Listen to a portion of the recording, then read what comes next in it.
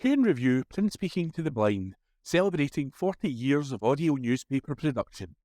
Welcome to this week's edition of the Kirkintilloch Herald podcast, recorded at the Bishopbriggs Media Centre by our amazing volunteers. You can get in touch with us via Facebook, Twitter or Instagram using @CairnReview. That is @CuendReview.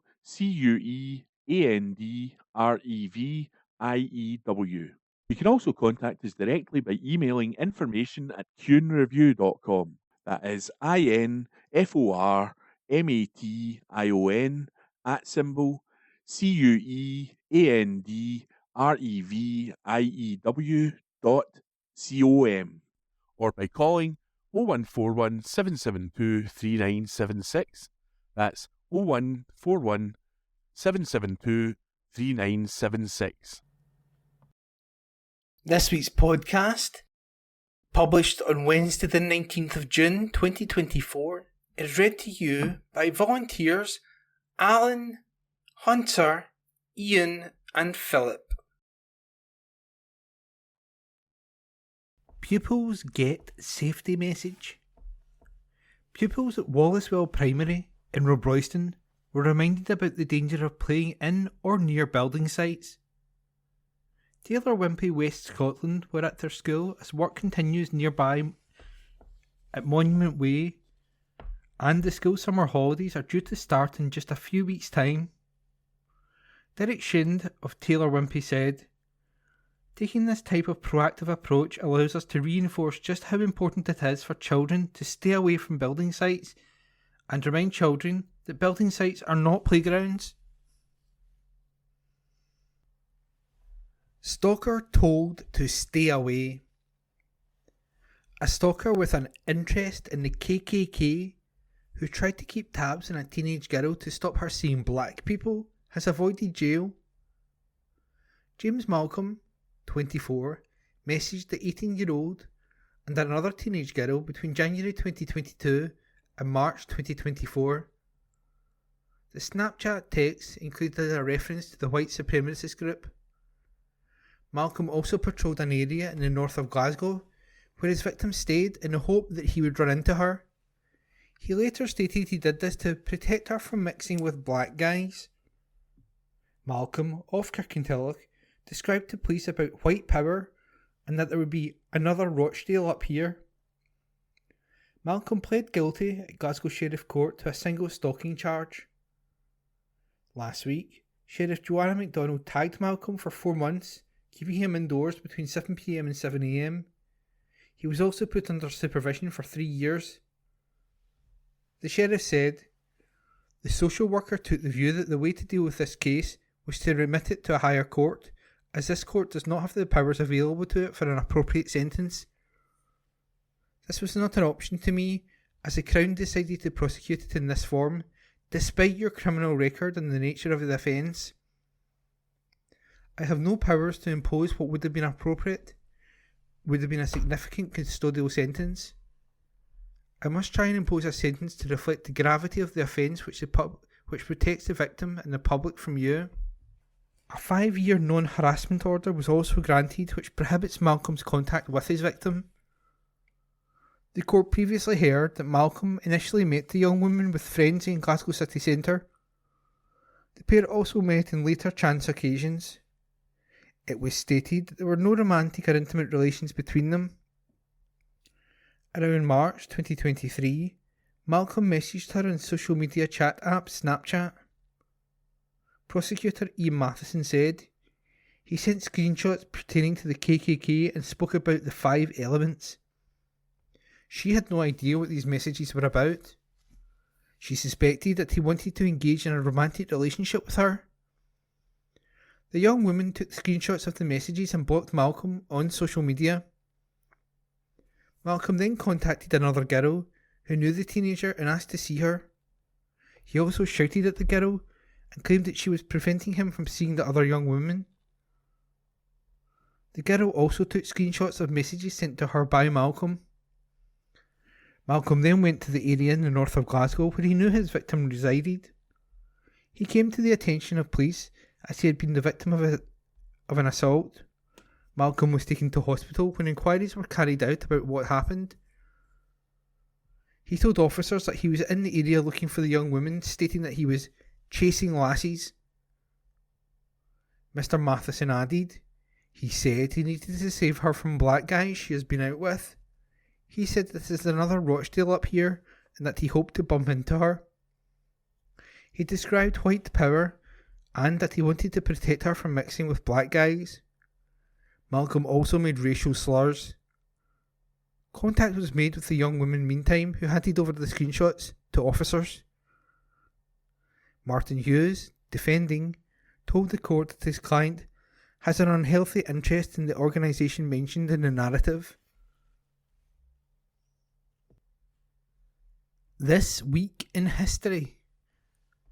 June 22, 1941, the German army invaded Russia.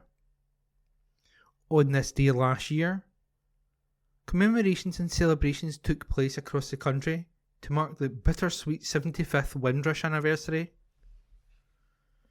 June 23, 1956, General Nasser became Egypt's first president after an election in which voting was compulsory and he was the only candidate. On this day last year, after an extensive search, a large debris field was found, confirming the missing Titan submersible had suffered a catastrophic implosion, US Coast Guard officials announced. June 24, 1947, the series of flying saucer stories started when a pilot, Kenneth Arnold, reported seeing 9 disc-shaped objects over Mount Rainier, Washington. June 25, 1968, comedian Tony Hancock killed himself in a hotel bedroom in Sydney, Australia. On this day last year, the Princess of Wales was joined 8-time Wimbledon champion Roger Federer for a behind-the-scenes look at the work of the tennis tournament's amazingly professional ball boys and girls. June 26, 1962, a young American tennis player, Billie Jean Moffitt, 18, knocked out top seed Margaret Smith, the match that began Billie Jean King's long reign at Wimbledon. And that was This Week in History, read by me, Ian McKenna. King gives Liam medal. A Scottish Ambulance Service staff member who has helped develop several key projects has been recognised in the King's Birthday Honours. Liam Coughlin, Head of Programmes at SAS's Programme Management Office, PMO, has been awarded the King's Ambulance Service Medal. Joining the SAS in 2013, Liam, of Lenzie, currently leads a team supporting the delivery of the service's 2030 strategy, which aims to save more lives, reduce inequalities, and improve health and well-being. During his time at SAS, he has been involved with several major pieces of work and previously led the Enabling Technology Programme as part of SAS's 2020 strategy. He has also managed the Ambulance Telehealth Programme, which delivered new ICT infrastructure into our emergency ambulances, and the Integrated Clinical Hub project, which developed how the service responds to 999 calls. Commenting on his award, Liam said, "I was surprised to say the least. My team and the service colleagues that work with us are just fantastic, and it's them that ultimately make our projects a success. So I am really pleased to see the work of the team recognised, albeit through me." Liam said one of his key highlights was to lead the creation of the PMO department, which was formed in 2021. He added, "I've been involved in some major pieces of work that have impacted on every member of staff in some way, shape or form. It's difficult to pick highlights, but some would be working with clinical and operational colleagues to deliver the ambulance telehealth work, and then to see the huge effort that went into delivering new defibrillators into all our A&E vehicles. However, to see my team develop as project professionals and deliver significant change across a wide variety of areas stands above all that. I learned a long time ago that you're only as good as your team, and in the PMO I have a team that are motivated to deliver positive change for their colleagues and patients and will go the extra mile when needed." SAS Chief Executive Michael Dickinson said, "Liam always shows unwavering dedication and devotion to any service programme or project that he manages. In the past few years, Liam has been an integral part of the support and coordination of some of SAS's biggest programmes of work." read by Alan Todd. Names revealed as recorded by Hunter MacDonald. Voters will have 7 candidates to choose from when they go to the polls on July the 4th. Nominations for the general election close on June the 7th, and the full list of the names on the ballot paper for the new Mid-Dunbartonshire constituency are Amy Callaghan, SNP, Lorna Dougal, Scottish Labour, Ray James, Alba Party, Alex Matheson, Scottish Conservative, David McNabb, Reform UK, Susan Murray, Scottish Liberal Democrats, Carolyn Scrimger, Scottish Green. People will be able to vote between 7 a.m. and 10 p.m. at their designated polling station from the 73 across the region. Voters should remember they need to take photo ID to the polling station or they will not be able to complete their ballot paper. Be a buddy to Bravehound. A charity which provides specialist assistance dogs for veterans is asking people to pause and consider if they could be a volunteer.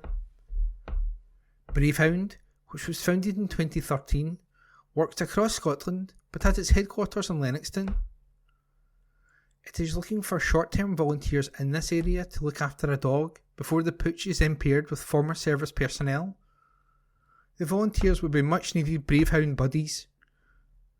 The role involves having one of the organisation's dogs, which could be a puppy or a young dog, living with you for anything between 2 and 6 months while it undergoes basic training and socialisation. During this time, volunteers are fully supported by a Bravehound trainer and all costs, such as food, equipment and vet care, are paid. Sarah Plummer, Bravehound's operations manager, said, "Our dogs are life-saving and life-changing. They go to veterans struggling with psychological conditions such as PTSD as a result of military service. We know there are many people who love dogs but don't want to commit to having one full-time. Becoming a Bravehound buddy solves this problem. We're also looking for people who might look after a dog for a few weeks while a veteran is on holiday or in hospital, for instance. All help is appreciated." To find out more and to discuss in more detail becoming a Bravehound volunteer, email hello@bravehound.co.uk. That's HELLO@BRAVEHOUND.co.uk, or call 0141 739 8940.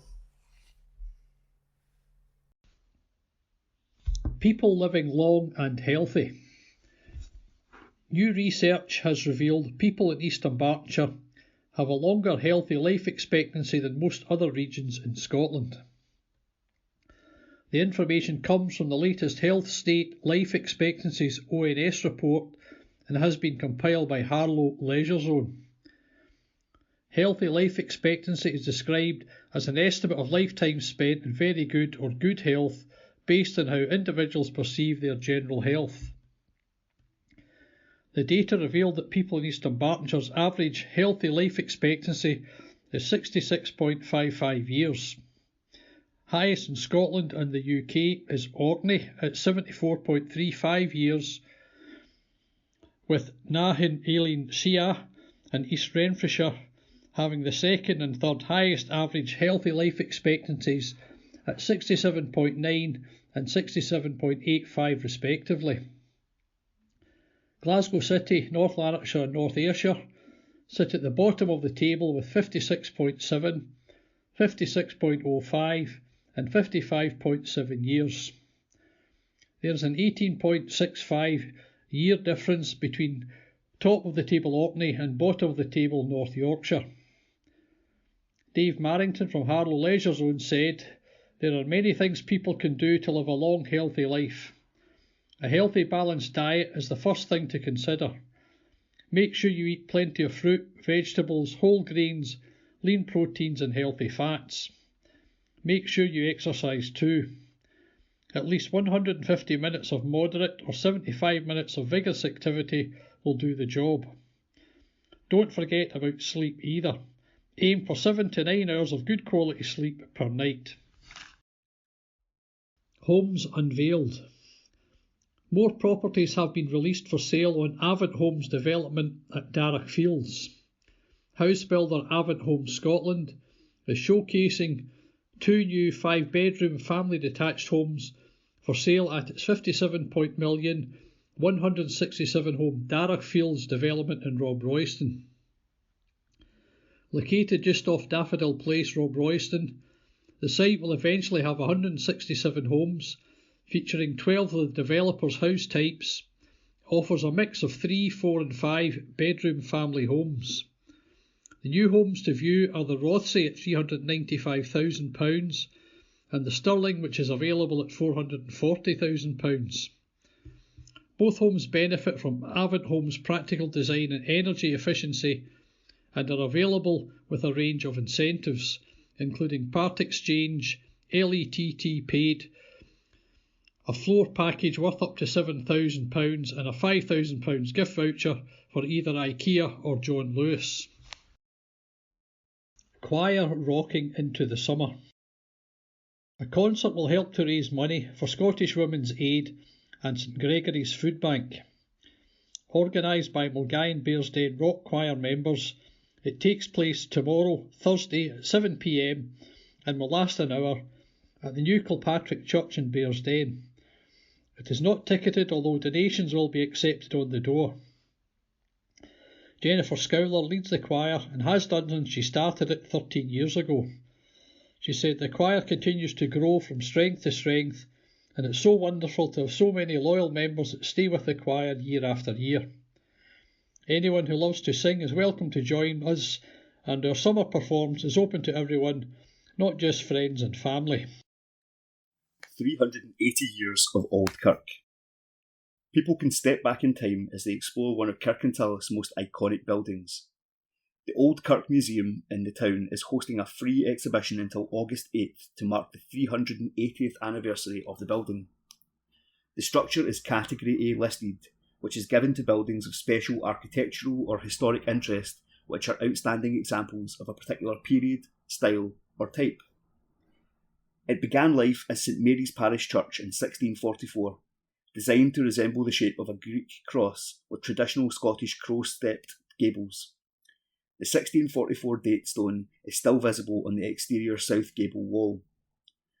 A growing congregation led to a new St Mary's being built at its current location on Cowgate near the Forth and Clyde Canal. It was completed in 1914. The Old Kirk building continued to be used for many years as a Sunday school, passing into the care of the town council and then opening as a museum in 1961, following refurbishment by John Laird and his son. Since 2011, the museum, which has a 4-star Visit Scotland rating, has been managed by East Dunbartonshire Leisure and Culture (EDLC) Trust. It attracts thousands of visitors every year from across the council area and beyond. Karen Jackson, General Manager of EDLC Trust, said, "The Old Kirk Museum has hosted many wonderful exhibitions and events over the years, so it's only right that, on its 380th anniversary, we focus on the building itself. Times have changed massively since it became an iconic fixture locally, but it has survived and thrived. I hope as many people as possible take the chance to visit the free exhibition and explore its fascinating history. As well as photographs and information from the past, you can also see some of the objects that have been in the museum's collection the longest.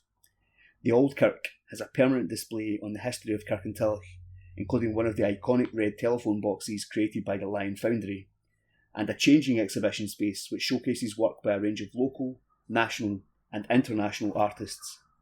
The Old Kirk Museum in Cowgate is open Tuesday to Saturday, 10 a.m. to 1 p.m. and 2 p.m. to 5 p.m, closed Sunday and Monday. £1.8 million of drugs recovered.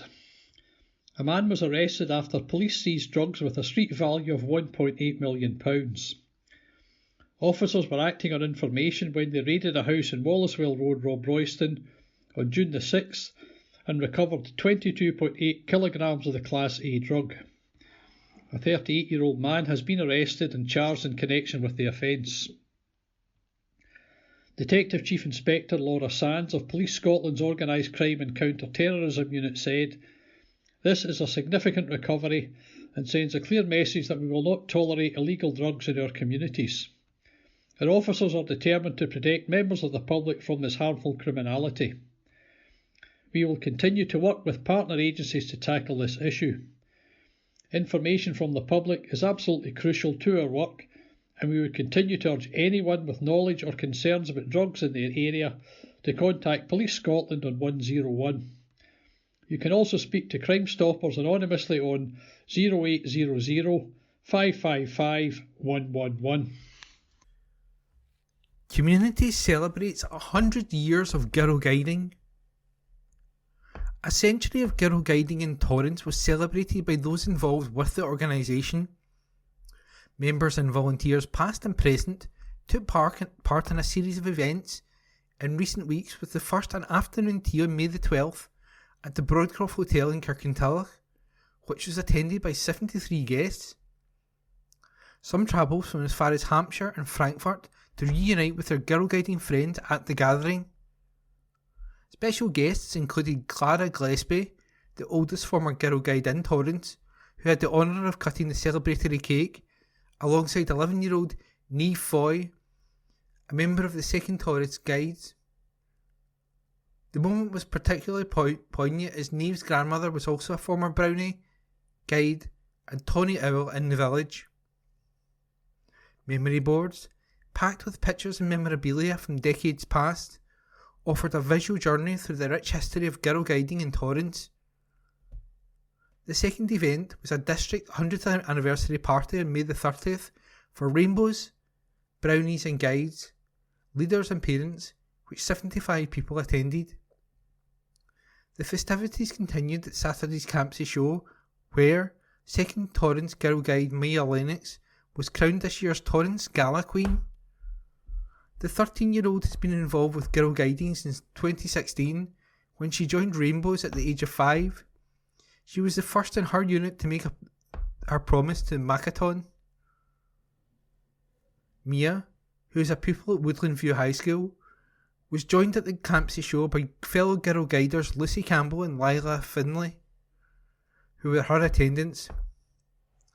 Many of the village's rainbows, brownies and guides took part in the parade. Concluding the celebrations was a district centenary sleepover last week. The first meeting of girl guiding in Torrance took place on May 30th, 1924, led by Captain Sheena Peary. She served the role for more than 40 years. She recorded the girls' activities in logbooks, which are treasured by the district. She was a true inspiration, says Margaret Hyde, leader of Second Torrance Guides and organiser of the centenary celebrations. Captain Peary was a much loved force in Torrance. Decades of her lovingly preserved logbooks are full of sketches, emblems and photos of a unique social history and period of time. They offer evidence of the legacy left by her to all of us and how she will not be forgotten. As the girl guiding units in Torrance wind down for the summer break, a plea has been issued for volunteers to come forward. Margaret added, "To ensure the future of girl guiding in Torrance and Miss Peary's legacy, we are looking for volunteers to get involved in the running of our units. A key role we urgently need to fill is the unit leader of Second Torrance Brownies. The role can be flexible and can be carried out by one person or a small team of people on a rota basis. There are also a number of leadership vacancies in First Torrance Rainbows and Second Torrance Guides. If you are able to help, email digital@girlguidingdunbartonshire.org.uk. That's DIGITAL @GIRLGUIDINGDUNBARTONSHIRE.org.uk. Girl Guiding is for girls aged from 4 to 18. To register your child, or for more information about volunteering, visit www.girlguidingdunbartonshire.org.uk. Launch of new charity. A new charity offering mental health counselling to young people, adults and families has launched. Founded in May, All Minds held a barbecue earlier this month to celebrate its launch, and over 100 people joined them in the newly landscaped gardens of their offices in Townhead. The All Minds team came together with the local community to celebrate this new beginning. A great day was had by all, with all ages involved in face painting, rock painting, hook a duck, axe throwing, jewellery making and much more. A spokesperson explained that the charity's overall goal is to offer help and support to any young person or adult who is dealing with the challenges of mental health. They said, "Our counselling rooms are based in Townhead in the centre of Kirkintilloch, and a team of fully qualified therapists offer one-to-one sessions in our base. We are able to offer sessions for £40 and we have some funding we can use if families can't afford that. We would like to thank East Dunbartonshire Council for the funding which allowed us to upgrade and redevelop our garden, and Caledonian Knotweed Specialists Limited for taking on the project." Ian from CKS came back to help with the barbecue, and Malcolm Allen Family Butchers donated the food for the day. The group is keen to hear from anyone who would like to get involved in sponsorship opportunities, as well as those requiring more information about the charity and what it offers. Call 0141 471 7272 or email info@allminds.org.uk. Housing plan for Old School. A former school building in Rob Royston could be sold to a housing association. Talks over deals for buildings at the former Gadburn School, Rob Royston and Broomhill Primary, Glasgow, are expected to be approved next week. Partick Housing Association is interested in the old schoolhouse from the original Broomhill Primary on Beechwood Drive. Built in the 1970s, the 3-bedroom bungalow served as a janitor's house. Glasgow City Council officials have reported the property had been declared surplus by Education Services. The council's arm's-length firm, City Property, will negotiate a deal with the housing association if councillors approve the proposal. They're also being asked to allow the start of talks with Wheatley Homes over the former Gadburn Schoolhouse on Rockfield Road. The 3-bedroom bungalow, with a garden to the front and back, was built in the 1980s. It was also built for use as a janitor's house. The two deals would be the latest to involve the sale of the old schoolhouses to housing associations, after councillors agreed the former St Paul's Primary Schoolhouse on Dumbarton Road could be sold to White Inch and Scotstoun Housing Association for £200,000 in March. At that meeting, they also agreed to sell a former janitor's house for White Hills Secondary School to Milnbank Housing Association for £225,000. The sales come as the city faces a housing emergency, with unprecedented pressure on homeless services and a shortage of social housing. Hidden dangers warning. Stay safe and don't take risks. Scottish Water is urging people to stay safe, behave responsibly, and not take risks around watercourses such as reservoirs, rivers, lochs and beaches this summer. The latest figures from the National Water Safety Forum, NWSF, show that in 2023 there were a total of 47 accidental drownings in Scotland and 236 across the UK. They also show that in the past 5 years there have been a total of 226 accidental drownings in Scotland, and that the nation had a drowning rate of 8.63 per million people last year, more than double the UK average of 3.49 per million. The call from Scottish Water for people to stay safe follows some antisocial and dangerous behaviour by groups of young people in recent years at some of its reservoirs, including Mulgai in East Dunbartonshire, Kirkintilloch in Eaglesham, East Renfrewshire, and Gladhouse in Midlothian. This included vandalism, littering and diving from water towers, which are working parts of the reservoirs. Peter Farrer, Scottish Water's Chief Operating Officer, said, "While people should enjoy any good weather we have this summer and take pleasure around the country's beautiful lochs, reservoirs, rivers and beaches, it's absolutely vital they stay safe at all times and behave responsibly. As a number of tragic deaths in recent years have shown, safety is a serious issue in all bodies of water. At reservoirs, while the water may look harmless, there are many hidden dangers. We need to ensure everyone is aware of these hazards. We are reminding parents to keep children safe and asking adults to act responsibly around reservoirs and other watercourses. Deep, cold water is a particular danger at reservoirs, which are working parts of Scottish Water's infrastructure. Dams, steep banks, spillways, overflows, and underwater pipework can also present real hazards. Caroline McAvoy, Royal Society for the Prevention of Accidents Senior Policy Manager, said, "On warm days it can be tempting to enter the water to cool down, but please remember that open water in Scotland tends to be much colder than anticipated and can lead to cold water shock. Cold water shock is an involuntary response to the body being suddenly immersed in cold water. It can affect your ability to move, swim and breathe. We recommend learning more about cold water shock and water safety in general by learning the Water Safety Code and knowing what to do in emergency. All this information is freely available on the website at watersafetyscotland.org.uk. That's watersafetyscotland.org.uk. Many of Scotland's water's reservoirs are situated in remote locations, meaning mobile phone reception can be poor. In the interest of public safety, the company does not encourage swimming in its reservoirs. Its reservoir safety advice is also targeted at pet owners. One of the biggest concerns with dog owners is when their pet gets in trouble in water and the owner dives in to help. Sometimes the dog survives, but the owner doesn't.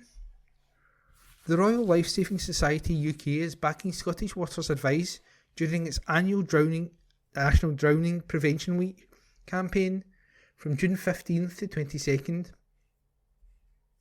Matt Croxall, head of charities, said, "In the last 5 years, West Central Scotland has been named as the area with the most accidental drownings of 36, which is over 3 times higher than the Scottish average. With the summer holidays coming and families enjoying staycations across popular destinations in Scotland, it is even more vital that everyone has a strong understanding of what to do if they find themselves or someone else in trouble in the water." Scottish Water Reservoir Rangers will be promoting safety this summer at reservoirs including Milngavie, Gladhouse and Carron Valley, North Third and Kilpatrick Hills in Stirlingshire. Learning to swim. More than 80,000 children across Scotland are receiving water safety lessons to mark Drowning Prevention Week this year.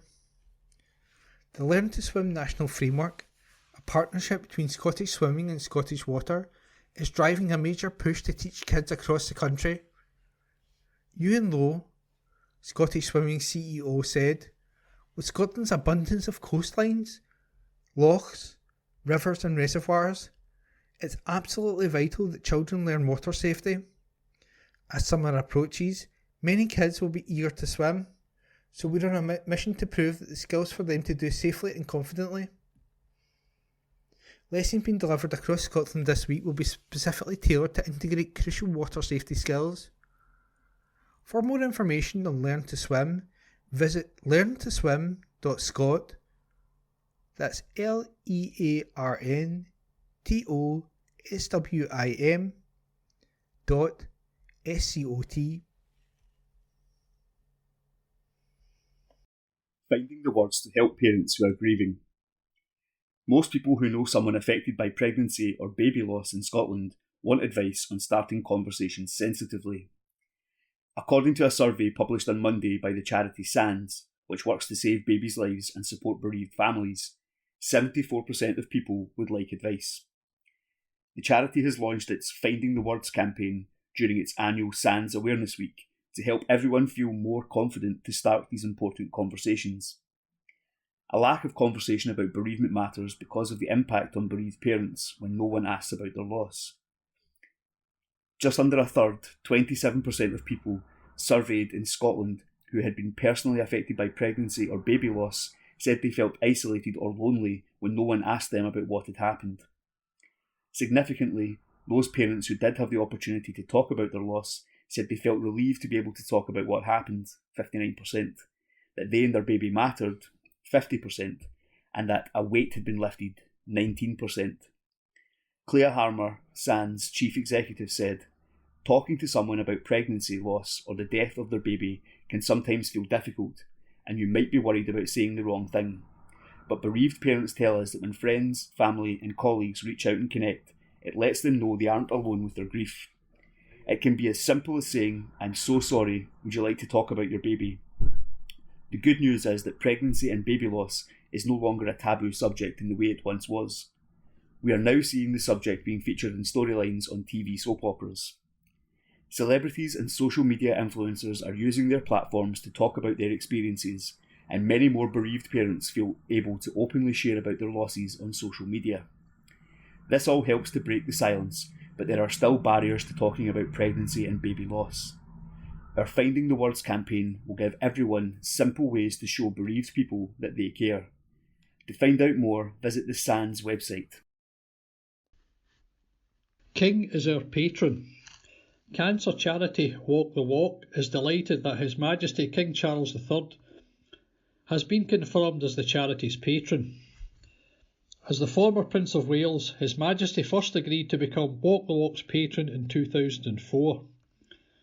The announcement that the King is to continue his patronage was made to celebrate the first anniversary of his coronation. His own views on integrated and holistic cancer care, ethical and environmental issues, and the belief that everyone has their own potential for good health and well-being are well known and fully aligned with the charity. Nina Barrow, Walk the Walk founder and chief executive, said, "I'm thrilled that His Majesty King Charles III has agreed to continue as Walk the Walk's patron. It is absolutely wonderful to have his royal seal of approval." Summer sessions to help young people stay safe. A new Scotland-wide summer campaign by Fearless, the Youth Service of Crime Stoppers, has been launched by Minister for Victims and Community Safety, Siobhan Brown. The campaign, funded by Network Rail Scotland, will focus on key topics including pro-social behaviour, violence prevention, and the importance of speaking up to make communities safer. Together with partners, the Youth Service kicked off the campaign with one of several Fearless summer sessions planned to be held over the summer holidays in locations across Scotland. The charity hope that by engaging with young people on social media platforms and their local communities, it will ensure that as many young people as possible are empowered. Lindsay McDade, Fearless Scotland manager at Crime Stoppers, said, "With the summer holidays just around the corner, I'm delighted to be launching our summer campaign with support from our partners and the Minister for Victims and Community Safety, Siobhan Brown. Summer holidays can be a challenging time for some young people without the structure and safety of school, so it's vital that they're aware of key ways to keep themselves and their friends safe and making positive choices. We hope all young people in Scotland have a happy, safe summer. Remember, if you know information about crime, you can speak up at fearless.org. That's fearless.org.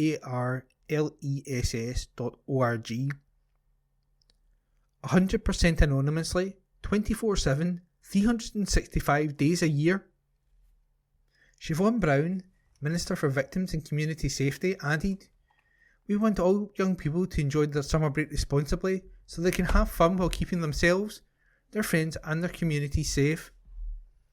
It is vital that young people know that if they see any behaviour that concerns them, they can report it anonymously through Fearless, either online at fearless.org or by calling 0800 555 111. That's 0800 555 111.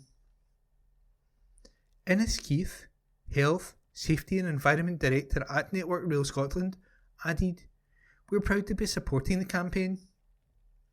During the summer holidays, we often see an increase in young passengers using rail services. It's vital they stay safe when travelling." Census helps to map out veterans in Scotland. A total of 176,100 UK Armed Forces veterans were living in Scotland at the last census, according to new statistics from the National Records of Scotland. It is the first time census data has been collected on veterans living in the country. The figure means 3.9% of people aged 16 and over at the time of the census had previously served in the UK Armed Forces. Half of all veterans, 50.4%, in Scotland were aged 65 and over, and just under one third, 30.6%, were aged 50 to 64. John Roth-Smith, NRS Census Statistics Director, said, "This is the first time Scotland's census has ever collected data on veterans. It provides a unique insight enabling governments, local authorities and charities to shape support for veterans and their families. The high percentage of veterans in the oldest groups is explained by war service up to 1948 and national service from 1939 to 1960. Around 1 in 5 people aged 85 and over had previously served in the UK Armed Forces. If you look specifically at males, we see that over half of all males aged 85 and over had previously served. While the majority of veterans in Scotland were male, 88%, the census recorded 20,600 female veterans across Scotland. The local authorities with the highest percentage of the population that were veterans tended to be in areas with larger military bases. Moray had the highest, with 9% of the population aged 16 or over having previously served. In the City of Edinburgh and Glasgow City Council areas, veterans made up a smaller proportion of the population, but they were among the areas with the largest numbers of veterans. Fife, the third biggest council area by population, had the highest number of veterans with 17,200. Some 6.7% of households in Scotland included at least one UK Armed Forces veteran. The majority, 72%, served in the regular UK Armed Forces. A further 22% served in the Reserved Armed Forces and 6% served in both. Lindsay Wallace, Poppy Scotland's Public Affairs Manager, said, "We welcome the release of this data and thank the National Records of Scotland for including a question in the census on service in the UK Armed Forces. This is the first time in history that such detailed data in this demographic will be available.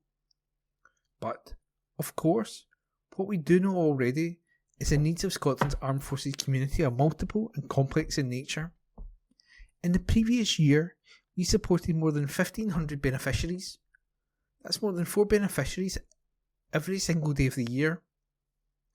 This data will be used to ensure our policies and welfare provisions are tailored to meet the needs of every single veteran and their households in Scotland. We will also be using this data to inform policymakers of what they could and should be doing to better support veterans in Scotland." Hannah Pearce, the Royal British Legion's Director of Campaigns, added, "Like Poppy Scotland, we recognise that not every single veteran in Scotland will require support, but this data will allow us to tailor our support and asks of policymakers, in turn allowing us to champion veterans in Scotland in the most effective way possible." Wednesday the 19th of June 2024, the Kirkintilloch and Bishopbriggs letters page. Let's talk. Please send your letters via email to kirkysherald@jnscotland.co.uk. That's KIRKYHERALD @JNSCOTLAND.co.uk and write letters in the subject field. Please keep letters to a maximum of 300 words. Letters cannot be published without a name and postal address. Also include a daytime phone number if possible. We reserve the right to edit any letter. Scottish Economy Untruths. Sir, it never fails to amuse me when British nationalists such as Mr. Scott submit letters to the Kirkintilloch Herald for the sole purpose of SNP bashing. Mr. Scott writes, let's face it, Scotland's own political scene is in a horrendous state in most sectors under the SNP/Green Alliance and has no chance of recovery until the inept administration is ousted by the electorate. He goes on to write more untruths about the Scottish economy. I can only assume that Mr. Scott thinks that the electorate who have voted for the SNP, myself included, are in his British nationalist mind all stupid. I therefore include part of a great article from the Glasgow Herald, June 11th, written by E. McConnell, Group Business Editor. Scotland was a standout performer among the UK nations and regions last month, with its private sector economic growth accelerating to the fastest pace in 2 years, a key survey shows. This strong showing is revealed in the latest PMI, Purchasing Managers Index, report by the Royal Bank of Scotland, published today. The survey shows that Scotland's private sector growth in May was second fastest among the UK's 12 nations and regions. The acceleration in growth in Scotland contrasted with a slowing of expansion of overall UK private sector economy last month. Scotland will flourish when independent, just as the 65 other countries who gained their independence from the UK, and the sooner the better. Yours, etc., Miss A. Smart, Milton of Campsie. Migration theory. While Scotland has many features to attract people to live here, I wonder if the SNP hierarchy have ever thought that its failure to attract sufficient workers may not be a product of UK government immigration policy. Perhaps the toxic atmosphere generated by the independence debate and a possible reluctance of people from other parts of the UK to settle here is one outcome. Yours, etc., Richard Perry, by email. If politicians were serious, Sir, if politicians were serious about helping us during this cost of living crisis, they would keep tax and national insurance at present rate and increase the personal tax allowance up to £16,000. To help our high streets and local businesses, all goods, services and utilities bought with a human being should have a VAT reduced by 50%, and everything else purchased online or by phone should have a VAT increased by 10% of present rates. Yours, etc., Lionel McMillan, by email. Magic money. Sir, the various election protagonists are now assuring us that each of their schemes is fully costed and will be financed from savings made elsewhere. But, now that we are simply creating unbacked fiat flat money from thin air via the banking system, there is no need for such fiscal responsibility. In 1997, our national debt was a mere £350 billion. Today it is about £2.6 trillion, 8 times as much, all of it magic flat money, only supported by our belief in its issuer, and without any real backing such as gold. So, for as long as we have faith in the ability of our government, it can continue to finance the whims of its various ministers with this magic money. The key word here, of course, is faith. Yours, etc., Malcolm Parkin, by email. Lacking judgment. Sir, that Lord Cameron did not forcefully tell Rishi Sunak that his duty as PM was to attend the main D-Day commemoration and refused to take his place shows the judgment of both to be abysmal. What a lack of common sense and political nous. Clearly both needed a period spent in Sunak's proposed national service. Moreover, what an insult to the UK, to Presidents Biden and Macron, our allies in World War II, our serving forces, and to the veterans. Yours, etc., John Burkett, by email. Swinny Odd. Sir, it's hard to follow political arguments at times, though when First Minister John Swinney is involved, it is all the time. I've just listened to him advise the next UK government to raise taxes as in Scotland. But isn't Scotland the lowest tax part of the UK? It is according to the SNP, even though, as Swanee seems to be admitting, it isn't. Now don't get me started on their policy in the North Sea oil, or what is a woman. Yours, etc., Ken Curry, by email. Fresh hope for new treatments. A £2 million project in Scotland aims to uncover what causes cancer in babies before they're even born. Cancer Research UK has awarded £2,014,449 for the study, led by Professor Catherine Ottersbach of the University of Edinburgh, to find factors driving leukemia while babies are still in the womb or in the early weeks after birth. Leukemia is a type of cancer which affects blood cells, causing them to be produced incorrectly or in too great or too few numbers. In infants, it is most commonly caused by a chromosomal rearrangement of it in a gene called MLL, mixed lineage leukemia. Professor Ottersbach's team hopes to discover how the liver and bone marrow fetal and neonatal microenvironments in infants are manipulated by cancerous cells to help the disease develop, as the liver and bone marrow are the key to the production of blood cells. The research team hopes its findings will be able to establish new treatments. Professor Catherine Ottersbach said, "We know that the causes of leukemia in young infants are present before these children are born. By studying in detail the systems which create blood in the body, we hope we can establish what is driving this disease within these very young children. If we pinpoint these drivers, we may be able to target these and find newer existing therapies which can stop the cancer developing." The investment was welcomed by Kerry Patton of Turriff, Aberdeenshire, whose daughter, Amelia, was diagnosed with leukemia, aged just 3 weeks old, in December 2017.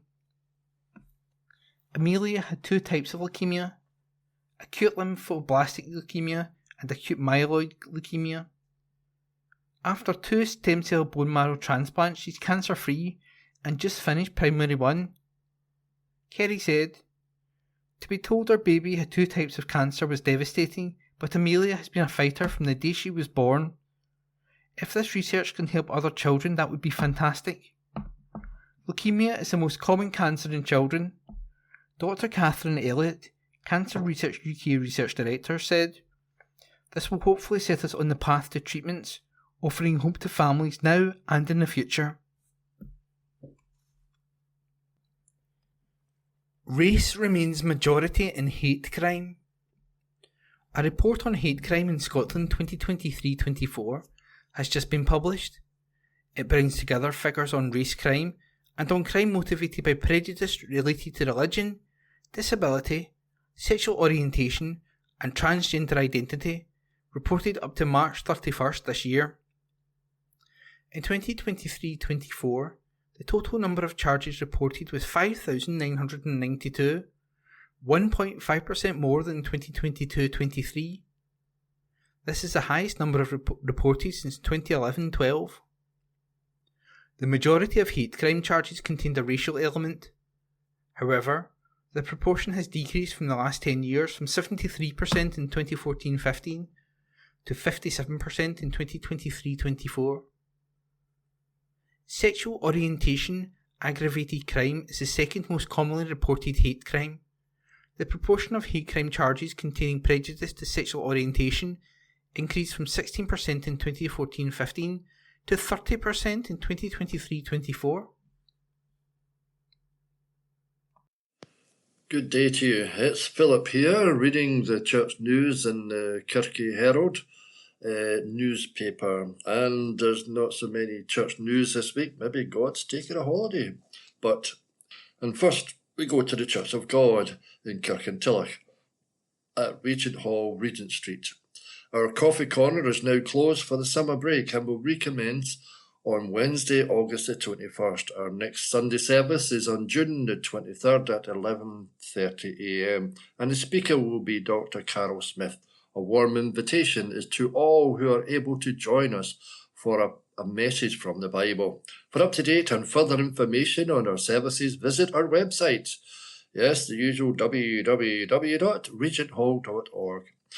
I am the bread of life, and whoever comes to me will never go hungry, and whoever believes in me will never be thirsty. And that's from John chapter 6, verse 25. And now to Lindsay Old. Quite short, this one. Sunday service is at 11 a.m, led by Julie Harty. A creche is available for children under 3, and the Quilt and Craft Group meet every Wednesday, 10 a.m. to 12 noon in the session room. And then back to Bishopbriggs and St James Church, Hilton Road, Bishopbriggs, and the minister there is Paul Watson. There is a communion service in the chapel on Thursday, June the 20th at 11 a.m, and at 9 a.m. on Sunday, June the 23rd. The 10:30 a.m. communion service will be with hymns, yes, and on Sunday the 23rd is in the church. Pre-service prayers from 10 a.m, 10:15 p.m, quite a short service for prayers there, from until June the 30th is in the St Andrew's Chapel. This will be to commit the service to God and to pray for the needs of the community.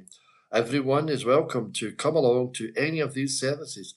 Do stay for tea, coffee and fellowship afterwards. Sunday, June the 23rd at 5:30 p.m, hustings for Mid Dunbartonshire at St James in person and online via a dedicated Zoom link. There are also other virtual services and groups. For up-to-date information, refer to our social media page, and that is on Facebook, St James Les Bishopbriggs, and then their website is usual www.stjamesbishopbriggs.org.uk. And now to Springfield Cambridge Church. Morning worship on Sunday, June the 23rd, will be conducted by the Reverend Ian Taylor in the sanctuary at 11 a.m. An offering will be taken during the service. Please place your offering in the offering plates as they are passed around the congregation. Tea and coffee will be served in the Cameron Hall after morning worship. Come and enjoy the fellowship. The Sunday school meets in room 2, where creche facilities are also available. Morning worship is also being live streamed on the Springfield Cambridge Church YouTube channel. A link to this can be found on the Springfield Cambridge Church website, www.springfieldcambridge.org.uk, and in the Facebook page, where up-to-date information about events and church organisations can also be found. There will be a vestry hour on Wednesday, June the 19th from 10 a.m. till 11 a.m. For anyone who would like to speak with the minister, there will be a short weekly service of worship in the Springfield Chapel on Wednesday, June the 19th from 11:10 to 11:30. That's AM, of course, followed by tea and coffee in the Hall of Fellowship. The Guild is inviting the congregation to join them in supporting the East Dunbartonshire Food Bank warehouse by bringing donations and leaving them in the cupboard in the cloakroom. A list is attached to the cupboard identifying specific items specially requested. And now to Kirkintilloch, St Mary's Parish Church. The church on Sunday, June the 23rd, will be beginning at 11 a.m. as usual and will be taken by the Reverend Ruth Morrison. There will be age-appropriate activities in the halls during the service. Wednesday welcome continues on Wednesday, June the 19th, when tea, coffee and home baking will be available from 10 a.m. till 11:30 a.m. This will be followed by a short service taken by the Reverend Ruth Morrison. The Monday Craft Group meets at 2 p.m. in the session house, that is. Everyone is welcome. On Sunday, June the 23rd, an evening of praise will take place in the church beginning at 7 p.m. And then to Kenmure Parish Church. Sheena Reid leads our worship this Sunday, beginning at 11 a.m. And all are welcome to attend either in person or online on our YouTube channel. The services on YouTube can be watched live as it is streamed or later at a time that suits you. You can find our channel by simply searching Kenmure Bishopbriggs on YouTube. Teas and coffees and a time of fellowship follows the end of the church service. The most up-to-date details of all our groups that are currently running may be found on the WhatsApp section of our website, kenmure-church.co.uk. To find us on Facebook, just search for Kenmure Parish Church. And if you'd like to join our WhatsApp group or receive the Bible studies from ABC, then email us at kenmuirchurch@icloud.com. And then to Kirkintilloch, home church, which is in Lammermuir Road, Kirkintilloch. You also have a home church in the East End in Carmyle, and an online service as well for all ages. Yes, my soul finds rest in God. My hope comes from him. Psalm 62, verse 5. Sunday, June the 23rd, 9:30 and 11:30am for morning worship, followed by refreshments. A warm welcome awaits you at either church service, which will be identical. Children's Sunday school at both services and creche. Home church, Carmyle, 10am and 6:30pm. Tuesdays, Bible study on Zoom at 2:30pm. Wednesdays, prayer meeting at Carmyle, 10:15, prayer meeting in the war room, 7:15pm. Thursdays, football. Fridays, craft and coffee, 10 till 12 noon. Youth group meets at 7:30pm. Home radio is also available every day. See Facebook, Instagram and Home Church website for the latest information for Carmyle and Kirkintilloch. And hopefully you've tuned into the Home Church radio. And if you tune in on a Monday night between 8 and 9, you'll hear my dulcet tones as I present many stories and things that are happening across the world in the mission field. And now we move to Lenzie Union Church in Lenzie, of course.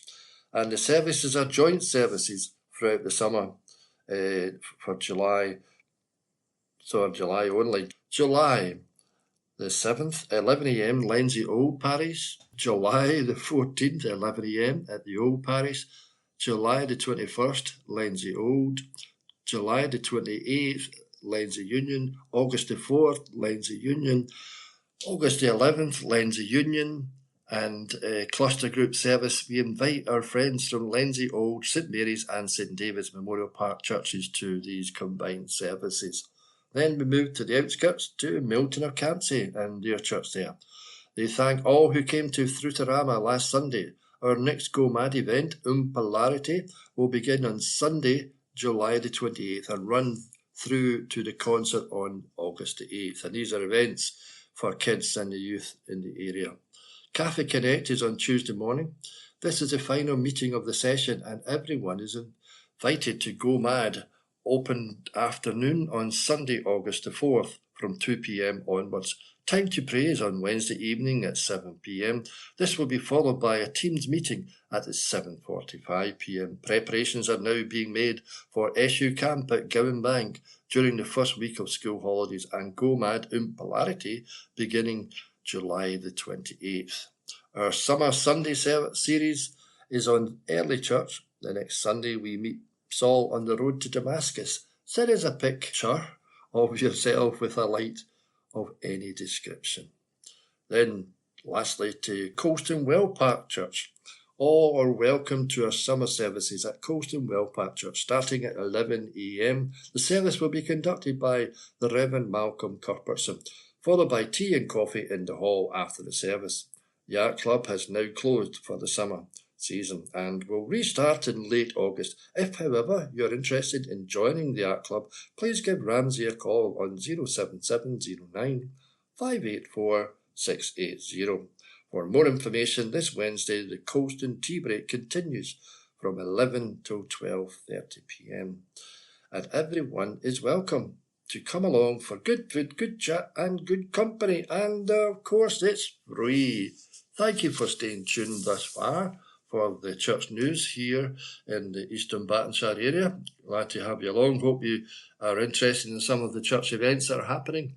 And if you fancy a day out or a night out on Sunday, that's Sunday the 23rd at 7pm in the Glasgow Royal Concert Hall, you can come and hear a choir of 400 from 190 churches across Scotland who meet to worship and praise God. And tickets can be obtained at the door of the Glasgow Royal Concert Hall. Hope to see you there. I'll be there. God bless you. Have a good day. District News General from Wednesday the 19th of June. Kirkintilloch Canal Festival. The annual celebration of all things nautical and nice will take place on the weekend of August 31st to September the 1st. Charity, Youngster cycles West Highland Way. Children in Malawi. A young teenager from Edinburgh is aiming to cycle the West Highland Way in just 24 hours for charity later this month.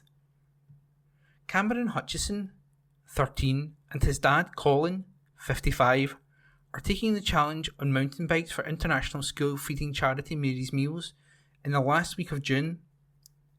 Mary's Meals, founded in a shed in the Scottish Highlands, provides a daily school meal to more than 2.4 million children in 17 of the world's poorest countries, including Haiti, Malawi and Syria. The promise of a nutritious meal encourages children to the classroom, where education is key to a brighter future.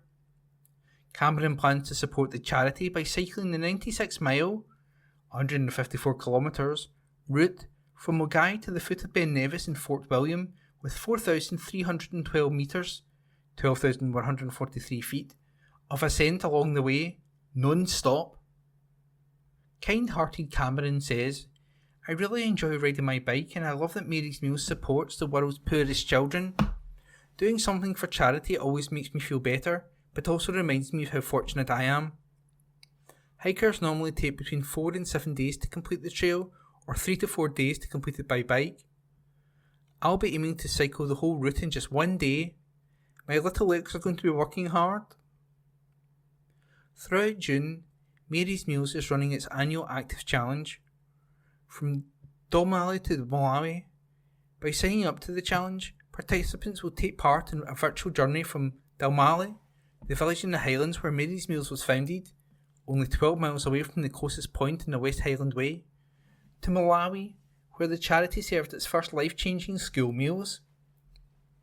The charity hopes people will be inspired by Cameron to add their miles for from Dalmally to Malawi. Dan McNally, head of grassroots engagement at Mary's Meals, said, "What an inspiration young Cameron is. Not only is he attempting a really tough challenge, but he's also raising money to better the lives of hungry children. No matter how he finds the West Highland Way, Cameron can hold his head high thanks to his fantastic fundraising." To sign up for from Dalmally to Malawi, go to www.marysmeals.org.uk.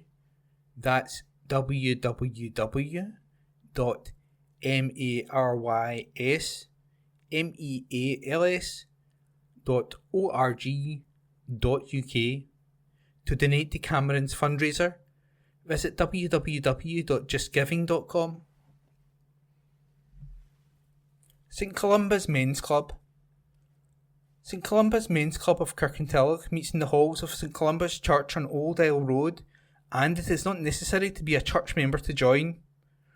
The club, which has been in existence for many years, provides a chance for men to spend a Monday evening in very relaxed company and to participate in activities such as pool, snooker, carpet bowls, darts, table tennis and dominoes, or simply to sit and chat.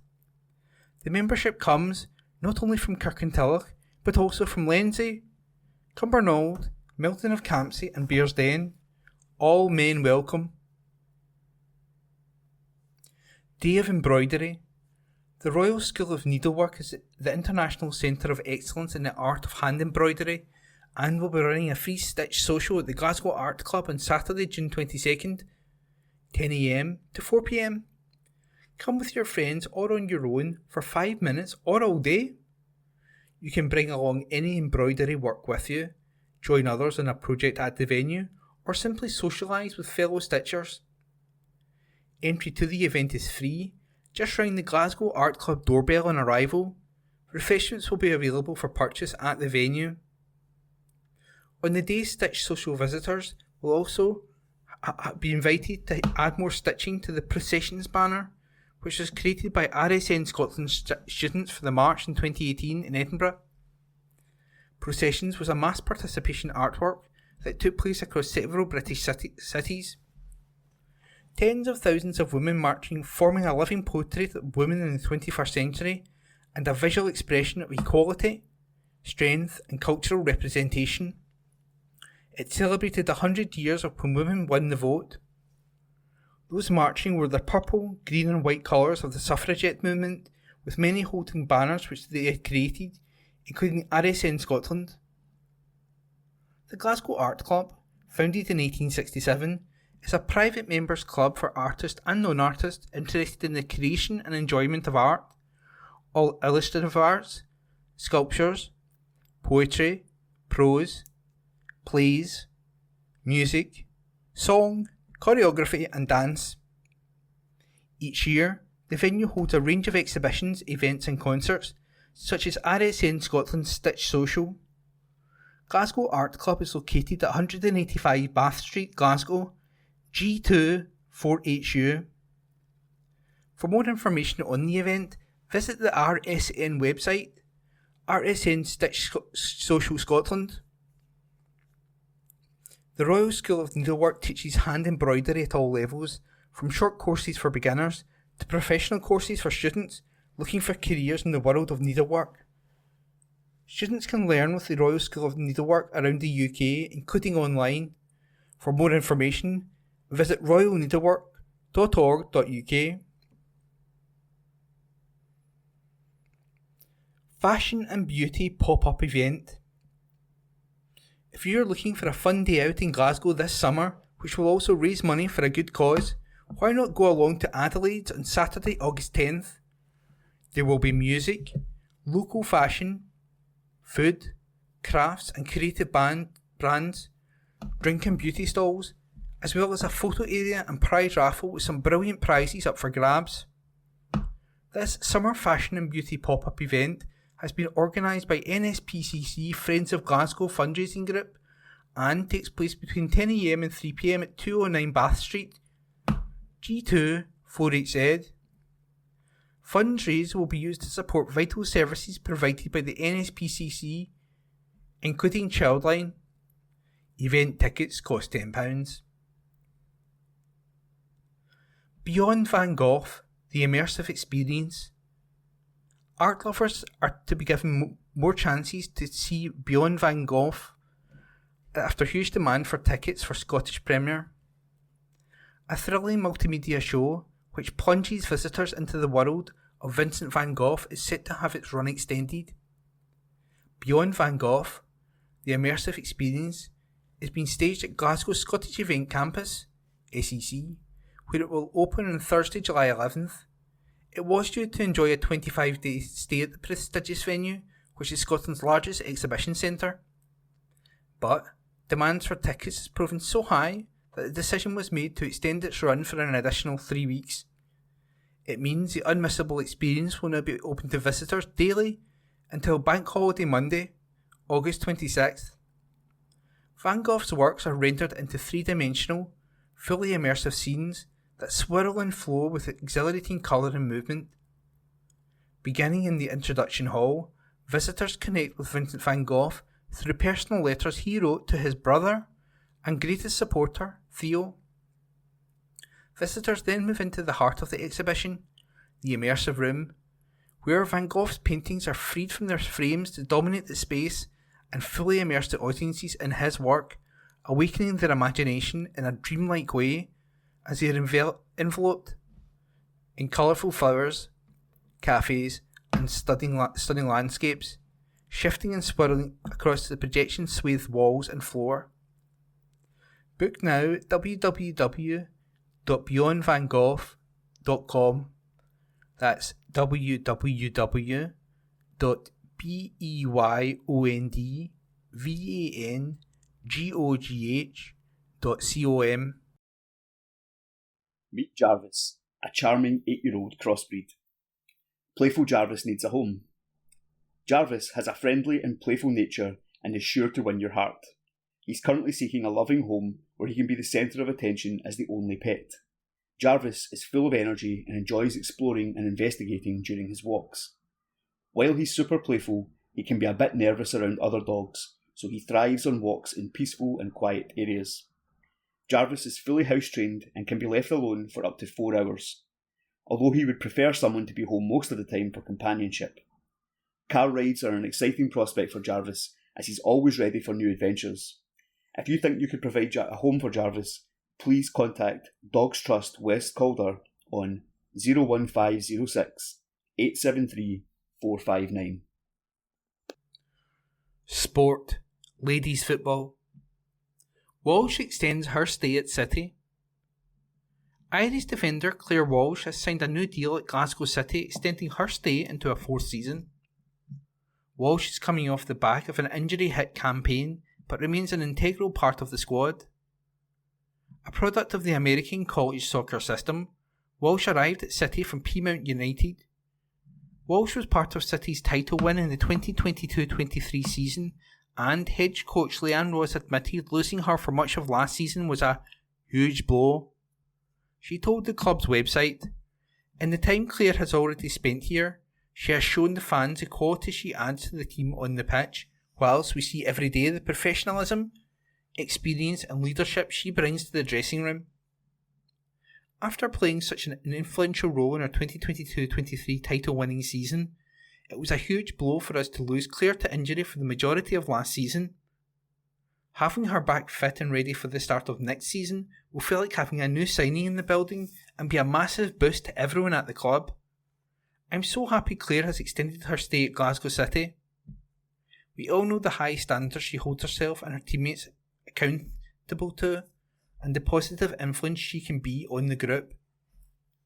I look forward to seeing her back for pre-season, fit and ready to face the challenges of next season together.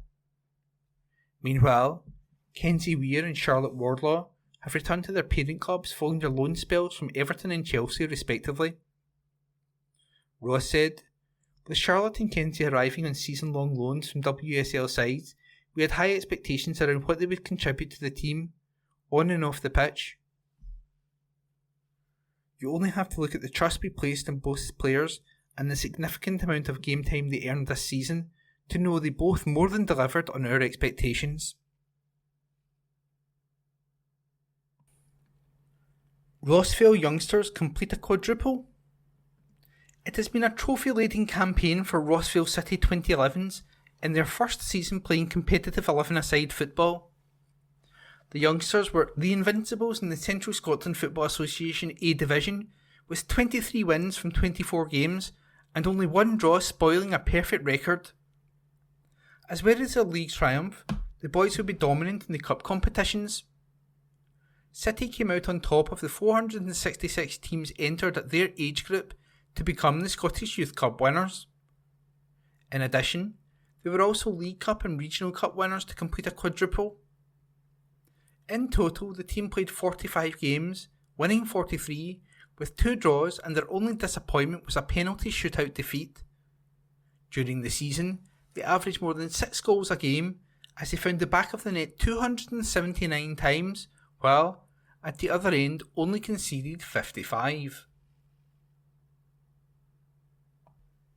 Speedway. Younger Piper full of belief after under-21s. Steen Piper is ready to deliver a big performance in the British Youth Championship once the weather allows it to get underway.